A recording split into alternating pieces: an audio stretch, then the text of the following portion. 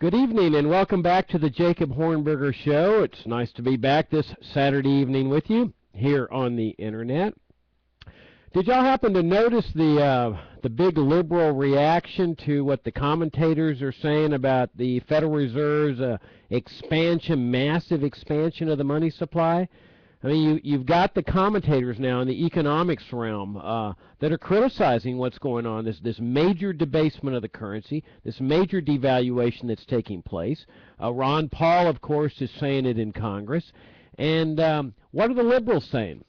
Well, they're writing their op-eds and they're on their little radio shows saying, oh, hey, this is just a stimulus. There's nothing wrong with it. It's okay that this is the way we get our economy going again. Well, of course, this is what they've said decade after decade after decade. They say, look, what's the problem? Prices aren't rising, and they point to the consumer price index and so forth.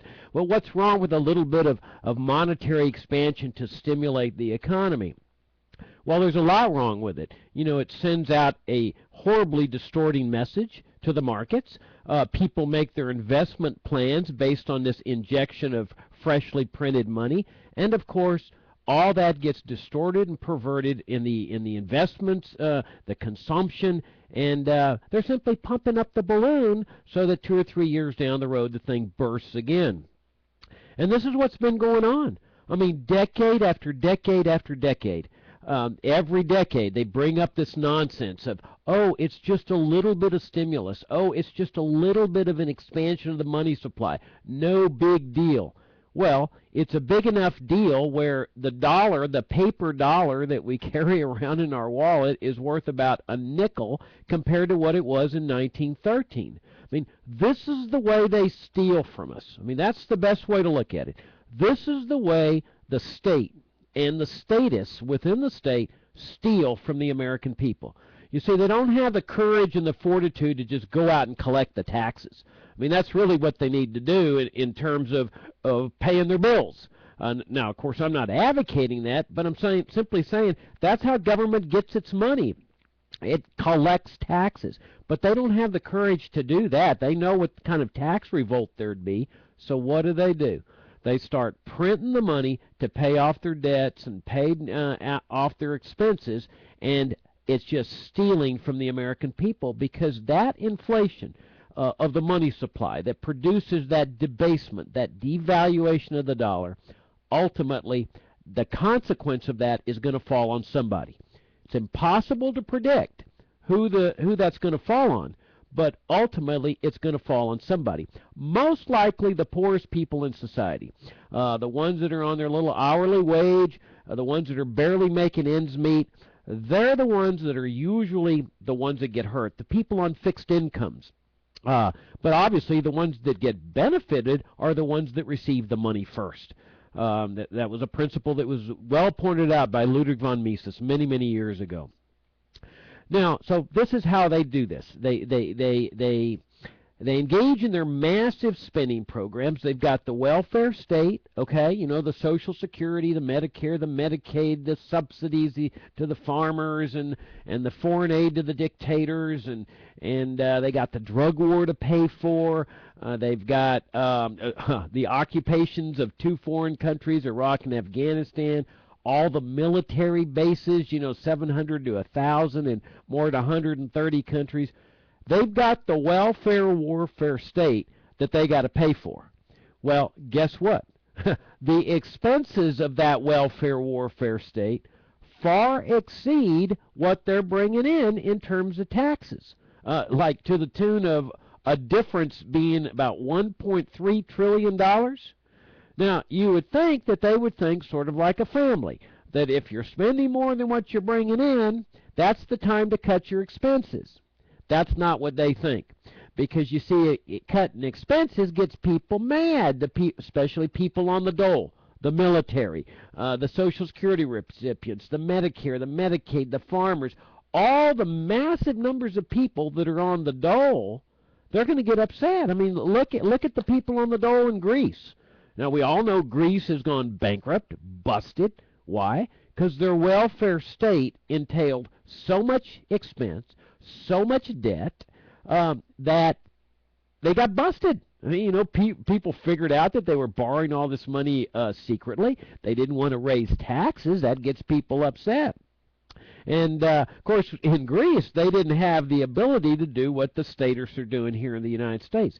They didn't have a printing press. They still don't have a printing press because they're in the Euro system. And it's interesting to see the liberals over here, really lamenting, oh, the poor Greek government doesn't have a printing press. It can't go and start debasing and devaluing its money through massive amounts of newly printed money. So the Greeks were put in a position of having to slash expenses. There's no other way. I mean, a way to look at this is like on a statewide level here in the United States.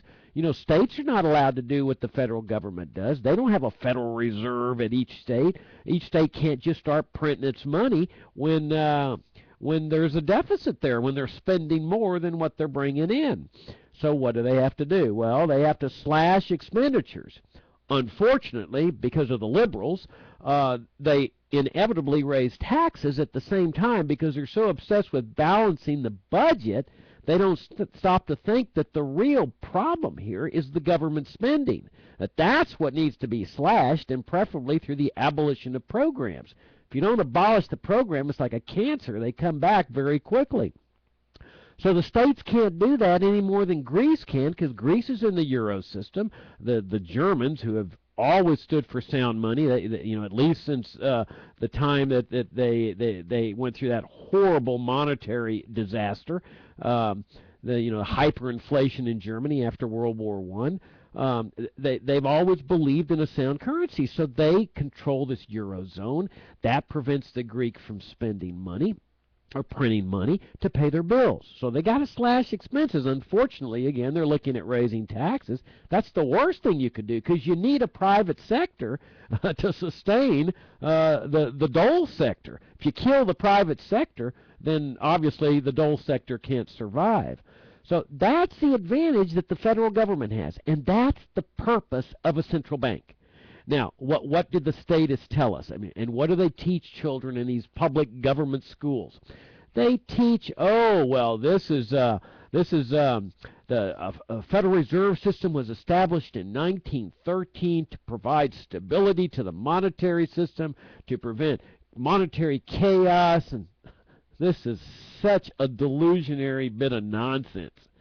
There was one and only one reason the Federal Reserve was established, and that was to enable government officials to spend money, so that when they spent the money, they wouldn't have to collect the taxes. They just get the Federal Reserve to print the money that enables them to do that. And of course, we all know the Federal Reserve has done nothing to prevent monetary chaos and crisis. We've got the Great Depression, several years after the Federal Reserve was established, and equally important, we have decade after decade after decade after decade of monetary debasement, depreciation, devaluation. So this is the way they're stealing from us. They're spending more than what they're bringing in, all right? And they're going out borrowing some of that money. I mean, that's what the Chinese communists are all about. That's where George W. Bush, don't forget, that when he wanted to finance his wars of aggression, Iraq, Afghanistan, his imperial adventures, he didn't want to raise taxes because he said, I'm a no tax rate guy. I don't believe in raising taxes. So he goes to the Chinese communist regime and says, would you lend me the money? I mean, it was just absolutely amazing. So they're now the holders of all these debt instruments, and they're telling Obama, Mr. Big Spender Obama, you're not going to get away with this. Because you see, what Obama and the Federal Reserve are thinking is what they've thought for decade after decade after decade. All these people that we borrowed money from, we'll just print the money to pay them off. Isn't that nice? You just print money. I mean, wouldn't you like to have that kind of system? You owe money, you just crank up the printing press and pay the bills. Well, the problem is that the creditor gets hurt here too, because you're paying the creditor off in debased dollars. For example, let's say that the Chinese, just hypothetically speaking, the numbers are, of course, significantly higher, but just hypothetically speaking, let's say that the Chinese have loaned $1 million to the federal government. And so what Obama and the Federal Reserve are saying, well, here's your $1 million, but the $1 million is now worth 800,000 because there's all this newly flooded money out there. And the Chinese are objecting. I mean, obviously. So there's no telling, what they're going to do, what their reaction is going to be, but they're not happy about it. I mean, who would be happy? You lend a guy money, and $100,000, $10,000, and he pays you 80% of what he owes you. Nobody's real happy at getting taken like that. And let's not forget that people are going to remember that next time the U.S. government comes borrowing. Maybe that's a good thing. Maybe that means that the government won't be able to borrow. But in any event, we've got inflation on the horizon. You can see it in the gold price that soared through 1,400 in the last couple of weeks. Every time gold goes up 4%, it looks like silver goes, 1%, it looks like silver goes up about 4%. And, of course, all the commodities are rising. You go to the gas pump, you know what's happening there. That's the first sign. This is where the investors and the speculators are saying this is what's coming. And later on, it will come. The prices will start generally rising across society, the department stores, the grocery stores. All that flooded money is going to be reflected. That debased currency is going to be reflected in higher prices. But of course, they love this. The statists absolutely love this. This is a politician's dream. Because the average guy in the street, Joe Sixpack, when he sees all these prices rising, he doesn't know it's the Federal Reserve. He doesn't know it's the government. He just sees prices rising and he blames it on greed, or he blames it on his grocery store manager or his service station attendant. And it's all their fault. And the last thing that the average person is going to think about is, this is the government that is doing this, and the government's doing it right now.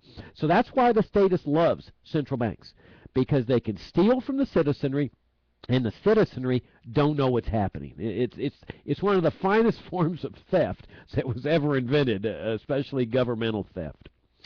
Well, what I thought I'd do tonight is talk a little bit about money. It's important. It's an essential part of an economic system. It's like one of the jugular veins. It involves the price system. It's a communication device. But what I thought I would do is share with you some of my perspectives on historically how it is that we got to this point, because things are totally different. The way of life in which we live today is just totally different from the way that was envisioned by the framers. If you just take, for example, the welfare state, Social Security, Medicare, Medicaid, farm subsidies, foreign aid, food stamps, welfare, bank bailouts, this whole idea of taking money from one group of people and giving it to another group of people. That wasn't part of American life for more than 125 years.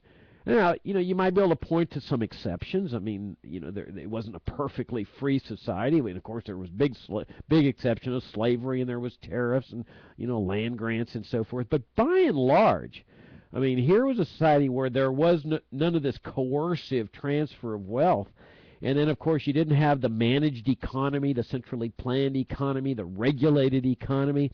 You also didn't have the warfare state. You didn't have a gigantic military-industrial complex, a Department of, quote, Defense, which, of course, in reality is the Department of Empire and War. You didn't have these foreign interventions. You didn't have a CIA. You didn't have invasions and occupations and wars of aggression. None of this. You didn't have an income tax. And you didn't have a Federal Reserve. Imagine for some 125 years, no Federal Reserve, no central bank. So that's when the statists say, "Oh, you couldn't have a society with no central bank." Well, of course you could. Of course they say the same thing, like you couldn't have a society without Social Security and Medicare and Medicaid and all these other socialist programs and all these interventionist programs and, of course, the imperialist programs. Well, yeah, America did have a society like that. And so, what I thought I would do, though, is focus specifically on the monetary part, tell you how we kind of got started in this country, and how it is that we ended up where we are. Well, when the Constitution was adopted in 1787, calling into existence the federal government, the American people were very, very aware of the disastrous effects of paper money and the printing press because they had seen it in the Revolutionary War. You've of course heard the phrase "not worth a continental."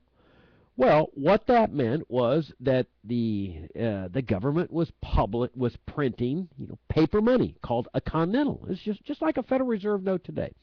And they were doing exactly what the Federal Reserve today is doing, that the government needed to spend money, so what they did is they just cranked up the printing press.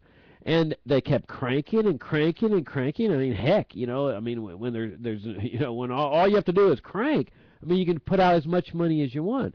Well, it got to the point where the paper money, the Continental, wasn't worth anything in terms of what it could buy. I mean, there was so much of them. To get a modern day example, think Zimbabwe.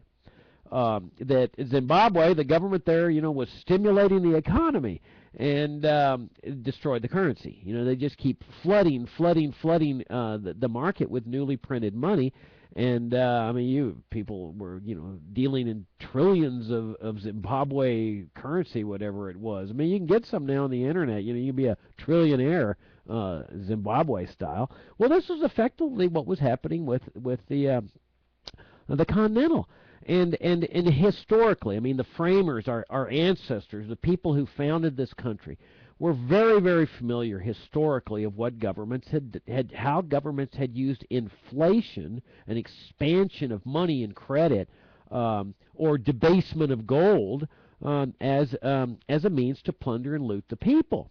Now, let me give you an example of what they did before Gutenberg invented the printing press. They were using gold and silver coins. The king would mint these coins.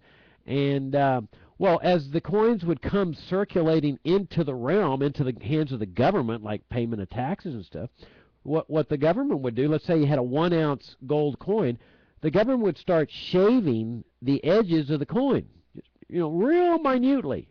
But then he'd stack all the shavings up, and lo and behold, after a while, they would mount up to another 1-ounce gold coin. So the ones that they would put back into circulation would have a little bit less than 1 ounce, and then they would be able to profit from this by taking the shavings and having an extra gold coin. And of course, the more you do that, the more you have to spend. And that was the way they inflated and plundered and looted the citizenry before the printing press. But the printing press changes everything. I mean, it's a lot easier to crank up that printing press than it is to go through the hassle of shaving the edges off gold coins and so forth.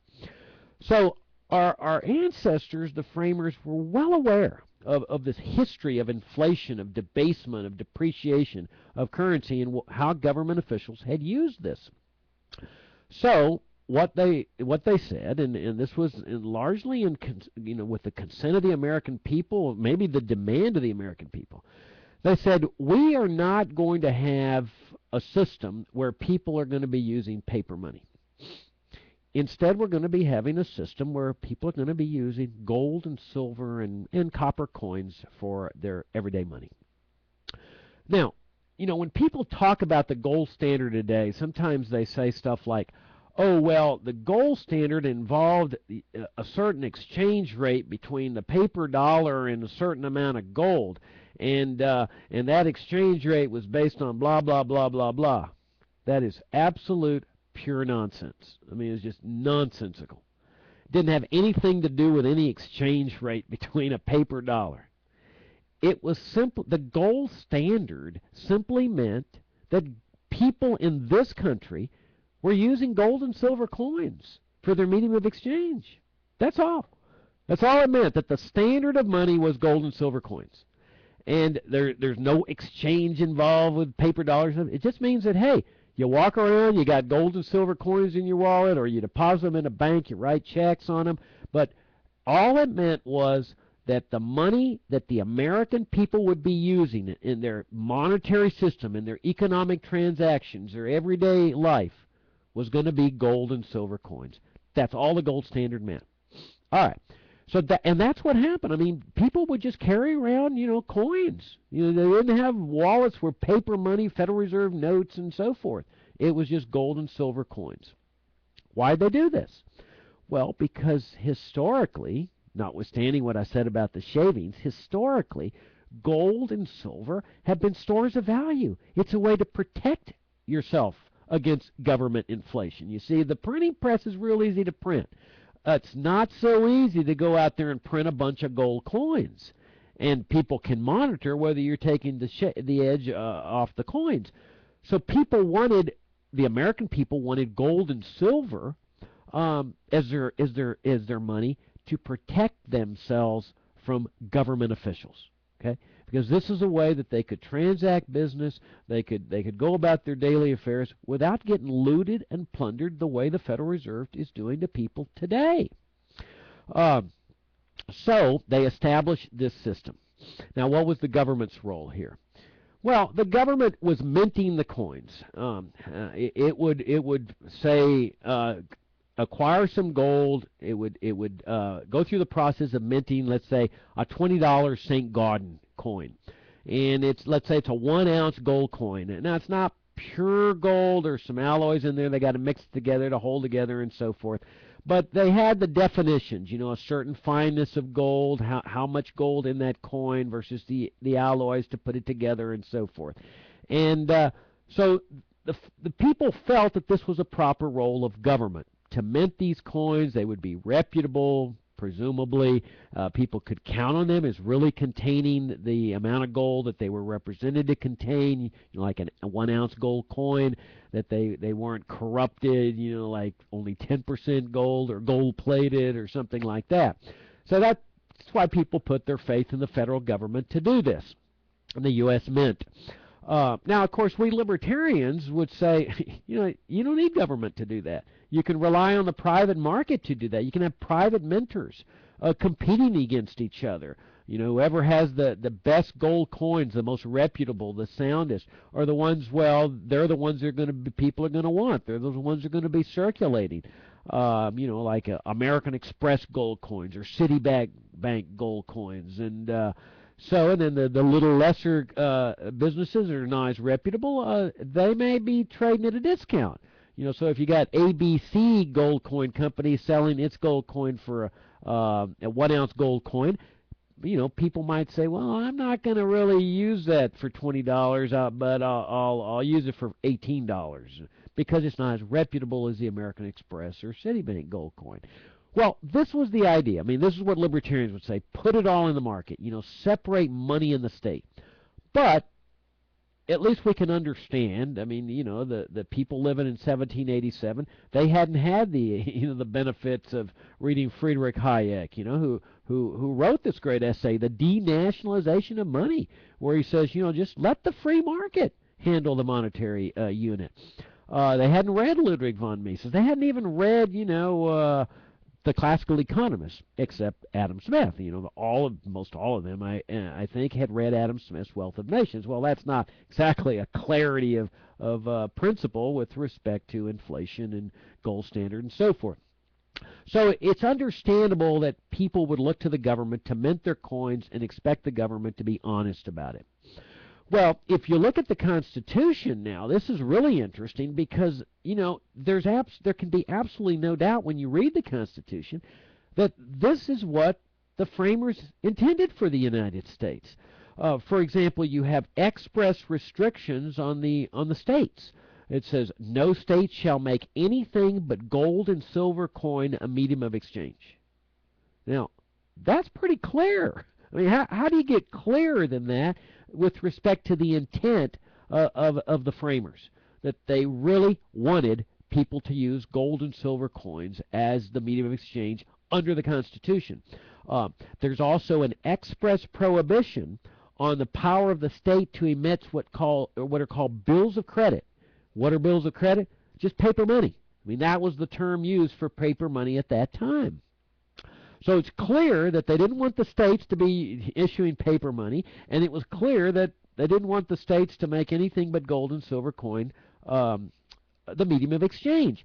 Now, why didn't the Constitution affirmatively say, that the federal government cannot make paper money legal tender? Or they can't pass legal tender laws that require people to accept government money. Well, because keep in mind what the philosophy of the Constitution is. The Constitution is a document of enumerated powers. We the people, or the people at that time, call into existence the federal government, but with certain conditions. Okay? It's our creature. We set the conditions. And these are the conditions. Here are your powers. And so if your powers are not in that list, then you can't exercise them. That was the philosophy of the Constitution, that it was a government of enumerated limited powers. So the idea was there's no need to put any restrictions on here like they had to do with the states, because remember, with the states, that they had their own powers. So the Constitution was saying, okay, states, you have your powers, but you're not going to do this and this. You're not going to make anything but gold and silver coin a medium of exchange. But over here on the federal government, there was no need to say they can't make paper money. They can't do this. They can't do that. Because if you look at the list of powers, the powers don't include the powers to issue bills of credit or paper money. There is no power under the enumerated powers to enact legal tender laws. So that was the idea. There was no need to put these express restrictions on the government. Now, obviously, the American people didn't trust the government. I mean, that's the whole idea of the Bill of Rights. They said, okay, yeah, we like your little doctrine here of enumerated powers, but we don't trust the kind of people that are going to be coming into this government. They're power lusters. And so we want a Bill of Rights, which was really a bill of prohibitions, expressly enumerating certain restrictions on the federal government. It's too bad they didn't put an express restriction against paper money. In any event, we're going along with gold and silver and copper coins. This is the money people are using. Throughout the late 1700s, throughout the 1800s, this was the money of the American people. And it was one of the major factors leading to the enormous prosperity in this country. I mean, the left, they sometimes go and they focus on the Industrial Revolution, and they think, oh, look how horrible it was. People were really suffering. Well, yeah, but compared to what? I mean, if you look at the era before the Industrial Revolution, people were suffering 1,000 times worse. I mean, kids were, people would have kids, like 12 kids, hoping that like 2 or 3 would survive to become adults. I mean, life was very short before the Industrial Revolution. What the Industrial Revolution gave was the opportunity to survive. That's why those kids were in the factory. It wasn't because their parents hated them, like the statists today insinuate. It's because they loved them. This was their way to survive. For the first time in history, people had a chance to survive. Not only survive, but prosper. I mean, because you had a lot of poor people that were becoming wealthy throughout the 1800s, especially one of the most remarkable periods was the late 1800s, like from 1870 to 1900. I mean, imagine, no income tax, no welfare state, nobody on the dole, no warfare state, no empire, no big military industrial complex, no central bank, and gold and silver that people are using so that there's no inflation, there's no debasement, there's no depreciation. It was absolutely an incredible period, and people were going from rags to riches. I mean, it wasn't a coincidence. Statists say, "Oh, it was so horrible." Well, yeah, compared to what? How come thousands of penniless immigrants were flooding American shores, fleeing the land of statism? Italy, France, Ireland, leaving the lands of statism to come to a land where they had an opportunity to make it. And so what was happening was the capital base was expanding enormously. When people were free to save, they kept everything they earned, no taxation on income. They had sound money. I mean, imagine what this would do to an investment sector of the economy, the capital sector. It was absolutely incredible. The people were putting their savings into the bank. The businesses were borrowing the savings. They were expanding their businesses. They were becoming more productive because they were buying equipment and tools and so forth. And that made the workers more productive, which meant higher wage rates. So it was an incredible period. Now, another fascinating part of this period was what were called gold clauses. That you had private businesses like the railroads that would issue bonds. They'd go out into market and borrow money, which meant borrowing gold, borrowing silver, but primarily gold. And to protect themselves against the possibility of inflation, because they knew what governments had done in the past, and they knew that there was always a chance that the U.S. government could be taken over by statists and so forth. I mean, they're not naive. And so to protect themselves, they had clauses in these bonds that said that whoever invests in this bond, we will pay you back the same amount of money in the standard that existed at the time we loaned you the money. Now, that was an incredible, an ingenious provision, because what it did was when a person bought the bond, he didn't have to worry about debasement of the currency. Let's assume that everything went to pot and they started printing the money, and they went to a printing press and they changed the whole system. He's got a bond that says, oh no, you can't pay me in these newly printed dollars and stuff. I get to be paid in the standard that existed at the time I loaned you my money. And so these corporations were issuing like 100-year bonds, if you can imagine, and people were buying 100-year bonds. Why? Because they felt secure. They didn't worry about the bond getting worthless because government was inflating the money supply. And this added tremendously to the base of capital and the expansion of businesses that was creating this enormous prosperity the likes of which the world had never ever seen. Again, it's not a coincidence that there were no immigration controls. I mean, a cursory little health inspection to make sure people didn't have tuberculosis. Other than that, there was nothing to stop unlimited amounts of immigrants from coming in the East Coast, the West Coast, the Chinese, the Southwest, from the lands that the United States had absorbed from Mexico. Those were open borders. Incredible period in American life. And yes, the exceptions were horrible. The terrorists, the slavery, and so. But we're looking at what was positive here. Well, what happens? Well, enter the picture Abraham Lincoln. Yeah. Lincoln is waging his war against the South and decides that he needs to spend more money. But he doesn't want to raise the taxes. Yeah, sound familiar? Yeah. So what he does is he decides to go out and borrow the money. Well, what does borrowing the money mean? It means that he's just flooding the market with indebtedness. I owe you $20 in gold or $100 in gold. And in other words, he's just printing the money hoping that not everyone comes and asks for their gold at the same time. So to give you an example, suppose the government's got $1 million in gold in its coffers, but it goes out just printing money and buying things, buying supplies, paying soldiers and so forth, to the extent that it's got $3 million of paper money out there in the market. 3 million versus 1 million.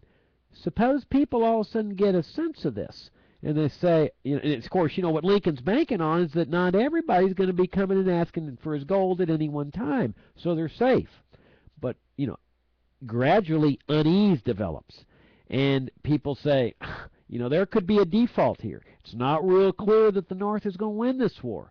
What's going to happen with this paper indebtedness? Now, it was just indebtedness, but Lincoln's out there using it as money. Well, guess what happens? Lincoln's notes start trading at a discount. In other words, you take one of Lincoln's notes in there to a store. Let's say it's a $100 note. And you say to the guy, I'd like to buy $100 worth of merchandise. And, well, the store owner looks at it and says, this note says $100, but the government's a little shaky here. This thing ain't worth $100. It's really worth about $80. Now I'm just giving you a hypothetical. I don't know what the actual numbers were. But the guy says, but it says $100 here. He says, yeah, you want to pay me $100 gold? Great. But don't give me this paper note, because if you do, you're only going to get $80 worth of merchandise. Well, Lincoln gets wind of this and furious. I mean, he's like a king. You don't do this to the king. And so what does he do? He secures the enactment of what's called a legal tender law. Here in the land of the free, home of the brave, Lincoln gets a law that forces people, store owners and so forth, to accept his depreciated, devalued notes at face value. So let's assume that somebody has loaned you $100, or let's assume you loaned somebody $100. They come back and say, here, I want to pay off the debt, and they're giving you a Federal Reserve note. You've given them $100 in gold. They come back and give you Lincoln's note that's worth only $80 out in the marketplace. And you say, I don't want that. He says, I got Mr. Lincoln's legal tender law here, and it forces you to accept this money. If you don't accept it, you're out of luck. You don't get anything. Okay? That's what Lincoln did. Okay? It was the first time in American history. I mean, people were shocked that this was going on, that you got paper money and you've got legal tender laws forcing people to accept this in lieu of gold. The case reaches the Supreme Court. I mean, obviously there were some creditors very upset about this. They were taking big losses. They file suit, reaches the Supreme Court sometime after the war is finished, and the Supreme Court, rightfully so, declares this legal tender law unconstitutional. They say, these laws have nothing to do with America. Look at the Constitution. Hello, there are your enumerated powers. Do you see anything in there that says about legal tender laws? No. Well, hello, you can't do that in America. We're not like the other countries in the world. So that was a great conclusion. I mean, if that had remained the conclusion, we'd be in really good shape at this point. We wouldn't have to accept Federal Reserve notes as legal tender. Well, guess what happens? Within a couple of years or so, there's a change in the court. Lincoln, some guy retires, and Lincoln appoints a replacement, and 2 new guys are appointed, something like that. Well, in any event, Lincoln gets his cronies into office, into the Supreme Court. They revert, if you can believe this. I mean, you couldn't find a better example of a politicization of the Supreme Court. They reverse the decision in the legal tender cases and uphold Lincoln's legal tender laws. Incredible. So this planted the foundation for what was going to come. But after the war, everything returns to, quote, normal. I mean, people are using gold and silver coin. It's still the gold standard. It's still the people's money, gold and silver coins, copper coins, precious metals throughout the late 1800s, early 1900s. But all of a sudden, you see the Federal Reserve starts spending, the federal government starts spending a lot of money and borrowing a lot of money. Remember, World War I, the war that was supposed to make the world safe for democracy. That was nothing but a total waste, of course, of American life. I mean, even the most hardcore imperialist today keeps his mouth shut about World War I. They're so ashamed because it was a total waste of American life. It accomplished nothing, and it just it provided the foundations for the rise of Hitler and the Nazis some 12, 13 years later. But they were borrowing and spending to pay for that war. And then, of course, you've heard of the Roaring Twenties. Well, the Roaring Twenties, guess what was happening? In 1913, the Federal Reserve is established. Okay? And of course, there's the 16th Amendment, the Income Tax Amendment. I mean, this is the era where the statists are starting to prevail. They're starting to rise. They're starting to overcome the economic libertarians and the limited government libertarians, the pro-republic libertarians. And so what happens is the Federal Reserve starts printing the money up, and they start spending money. But remember, it's just instruments of indebtedness. I mean, people can come and still demand their gold in replacement for this paper money that's being printed. Well, you want stimulus? That's what was going on during the 1920s. You talk about a massive stimulus. The government, the Federal Reserve, was just printing money. That's why the decade was roaring, because you had all this paper money out there that the liberals today call stimulus. Well, guess what happens? People get a sense of what's going on. They go in there and they say, I better go trade this in for my gold, because there may not be enough gold when I get there if everybody's already gotten his gold first. And this is essentially a run on the government, like a run on the bank. So the Fed freaks out. So what they start doing is contracting the money supply. They start doing the opposite of what they were doing before. Well, guess what? They over-contracted. And when they over-contracted, the stock market in 1929 plummets, and that was the advent of the Great Depression. So, when people say, free enterprise caused the Great Depression, and the statists say this. Statists, and this is what kids are taught in the public schools, that, the Great Depression shows the failure of free enterprise. Well, you know why they say that? Because in the mind of present-day Americans, especially the statists, both liberals and conservatives, in their mind, the free enterprise system encompasses the Federal Reserve. They think it's a core element of free enterprise, and they're convinced that a free enterprise system couldn't survive without a central bank. They don't understand that a central bank is exactly opposite to a free enterprise system. Now, what do I mean by that? Well, let me explain it. You've heard a lot about socialism today. Obama's a socialist and so forth. Well, there's various meanings of socialism. In the purest sense, it's where government owns everything. You want a good example of that? Look at Cuba or North Korea. There, the government owns everything. It owns the houses, it owns the businesses, it owns the pharmacies, it owns the farms, it owns everything.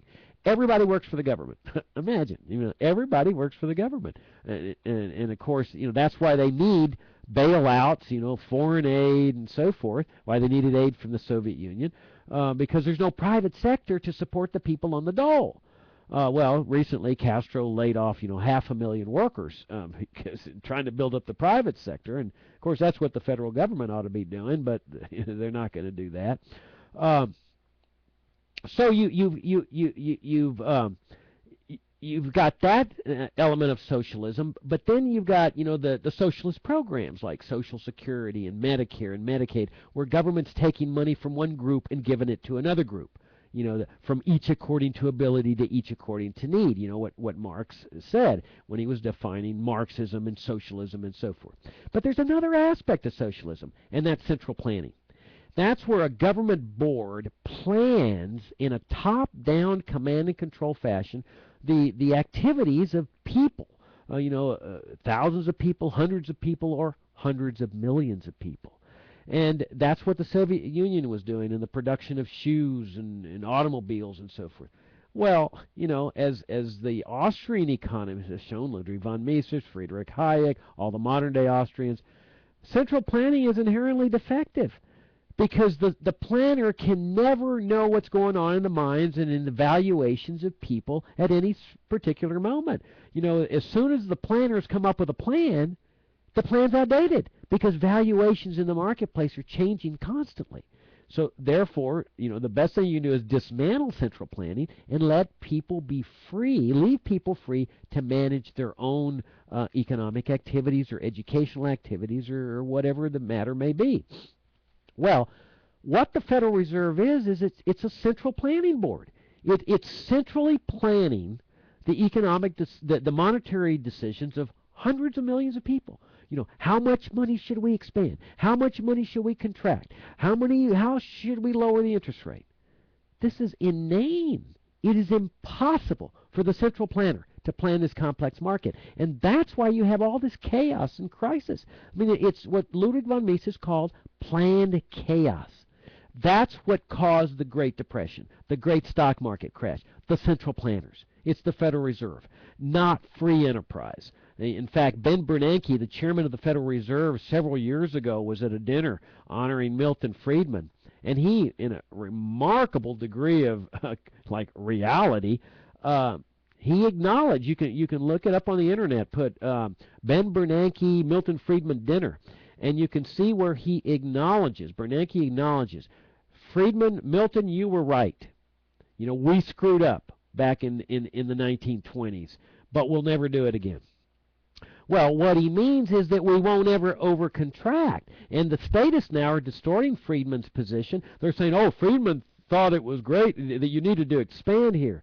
No, Friedman was pointing out that this was the Federal Reserve that caused this and was explaining how they caused it. But if you look online at Milton Friedman, you can put in Google Milton Friedman abolish the Fed. That was his first preference. Now, of course, Friedman called for limits on the expansion of the money supply and so forth, but that was the secondary approach that Friedman took, that given a Fed, you got to control them. You can't let them debase the currency like they're doing now. And but Friedman's first choice was get rid of the Fed. It's a central planning agency. It's caused nothing but a lot of destruction and plunder and looting. Okay, well, let's jump up to another president that exercised dictatorial powers, and that's Franklin Roosevelt.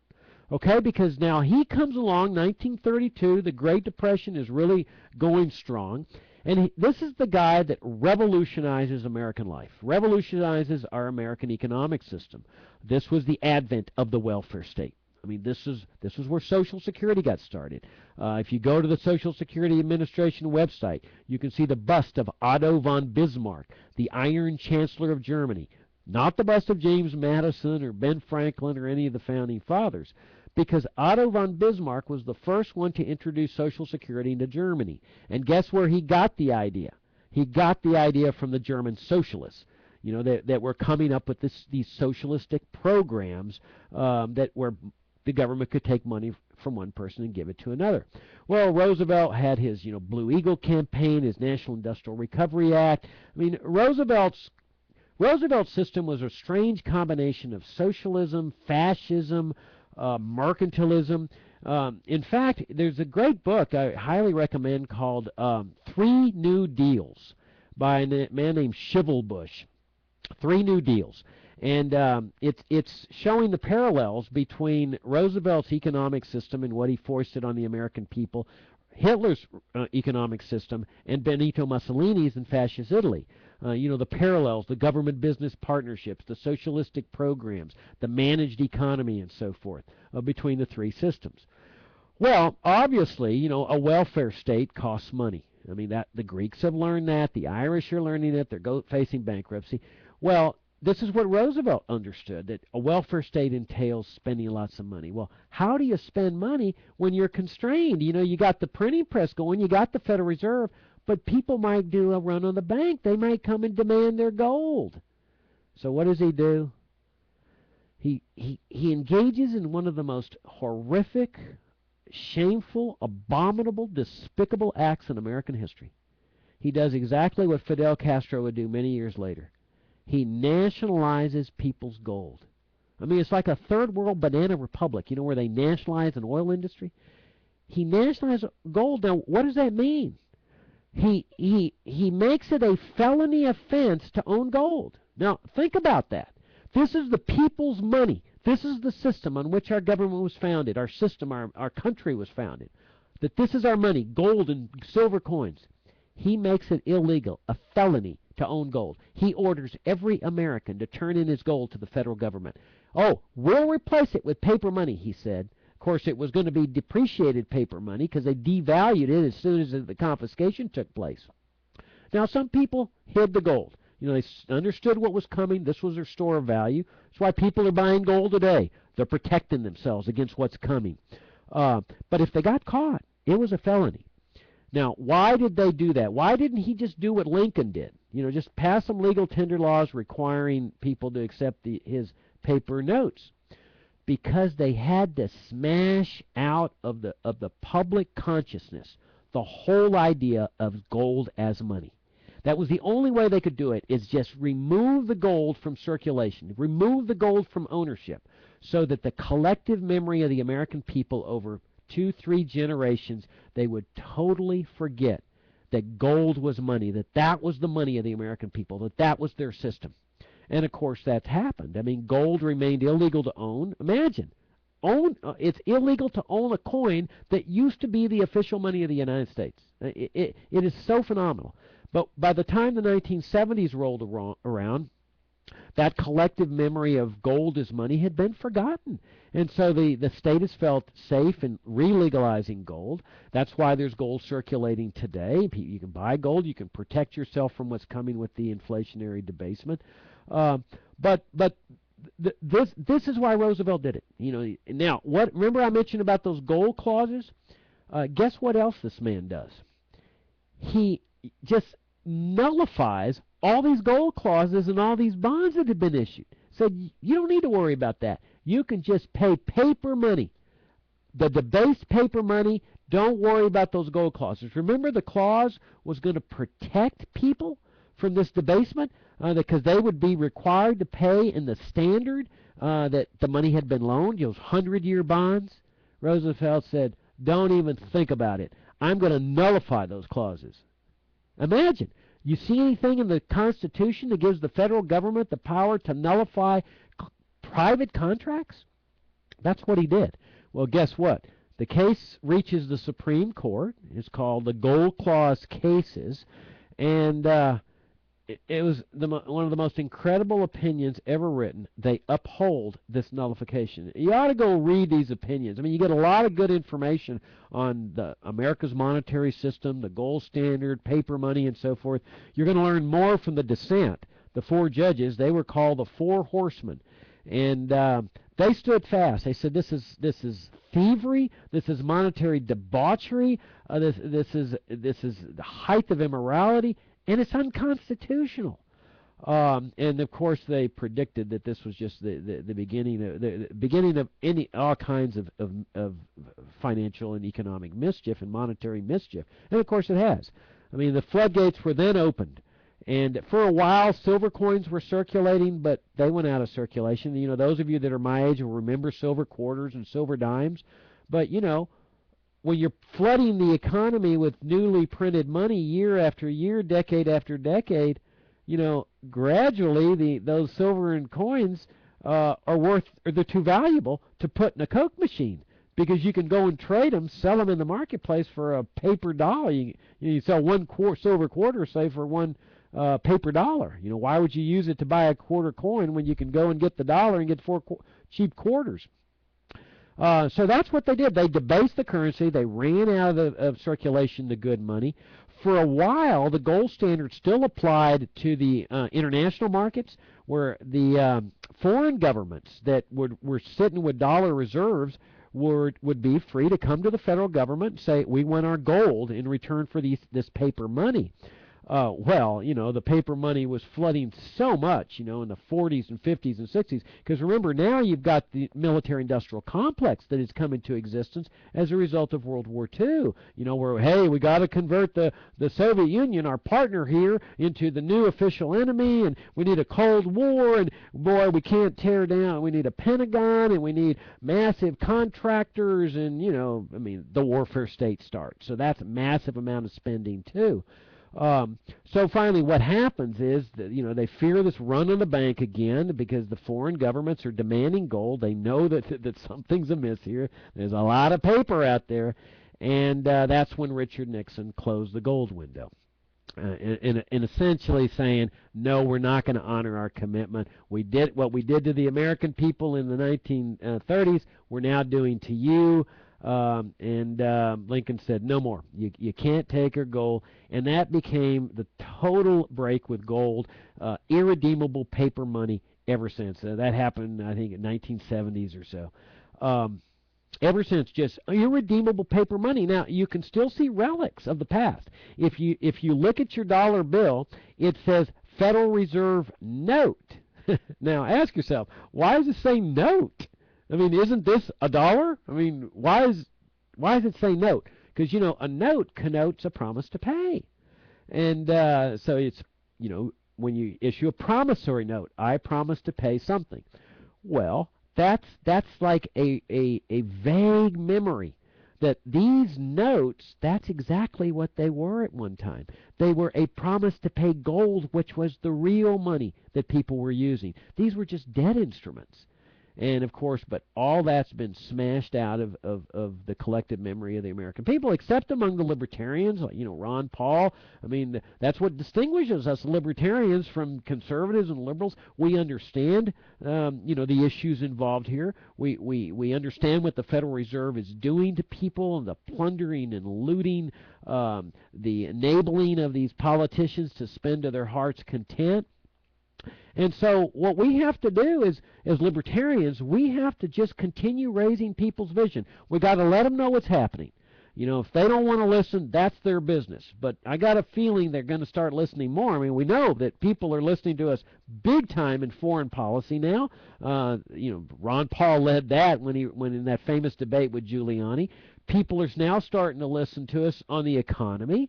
Because we've been saying this for 20, 30 years that these status programs are going to lead us to bankruptcy, but they're also listening to us about money. I mean, I've seen the crowds that go into Ron Paul's speeches, especially in college campuses, and they're chanting, in the Fed, because people are starting to figure out what happened here in America, that the Federal Reserve is an alien institution. It's a socialist central planning type institution. It doesn't belong in a free enterprise system. It doesn't belong in a free market society, a free market economy. And that's why we libertarians, we don't want to reform the Fed. We don't want to fix the Fed. We want to ditch the Fed. We want to reestablish real money. Now, there's people that call for a gold standard. That's a second best, absolutely, where the government's minting the coins and so forth. But really the ideal is let the free market decide the medium of exchange. It probably will be gold and silver coins, but why not let the market make that determination? Maybe the market comes up with something much better, more efficient. Businesses competing against businesses to produce the greatest medium of exchange. And so that's why, we libertarians, we believe in freedom, we believe in the free markets. And so this is why we call for a free market in money, a total separation of money and the state. Just like our ancestors separated church and state, we want to separate money in the state. Well, we want to separate a lot of things from the state, education, the economy, and so forth, and I'll be talking about that down the line. But in the meantime, we want to separate money in the state, where government has no business issuing paper money, legal tender laws, and so forth, and where people are free to have gold and silver or whatever else medium of exchange the market so determines. So that's where we are. That's how we got here, and what we got to do is just keep plugging ahead. So somebody sent me an email the other day that said, well, what would you libertarians do if you got rid of all these welfare state programs? Well, we believe in freedom. I mean, we have a deep and abiding faith in freedom. Freedom works. It really does work. And we believe in the power of voluntary charity. That for the truly needy, and remember that in a libertarian society there's so much prosperity and so much vitality that the poor are finding jobs and the poor are getting wealthy. But for the truly needy, the person up in the cancer ward, dying or so forth, you rely on voluntary charity. I mean, that's the whole idea of free will. It's the whole idea of freedom of choice, that people should be free to do this. Can you guarantee it? Can you say, oh, yeah? Well, no, but I mean, let's face it. If everybody's evil and selfish and so forth, you're not going to have a welfare state anyway, because a welfare state is based on the misguided notion that, hey, the government's helping people. Well, that sort of implies that this is how Americans feel. Now, it's misguided, but those Americans don't disappear as soon as the welfare state disappears. Instead, they got all their money, they're investing, they're prospering, and so forth, and they have a lot more money to help their parents. They help the truly needy. I mean, that's where the March Dimes and United Way and so forth come in. So that's the way a libertarian society works. It protects the freedom of choice, doesn't guarantee anything, but we have a deep and abiding faith that freedom works, that it produces prosperity, and it produces that sense of charity and compassion willingly among people. So that's our show tonight. Thank you very much. Had a great time with y'all, and see you next week. Thank you much for tuning in and listening. Really appreciate it. Good night.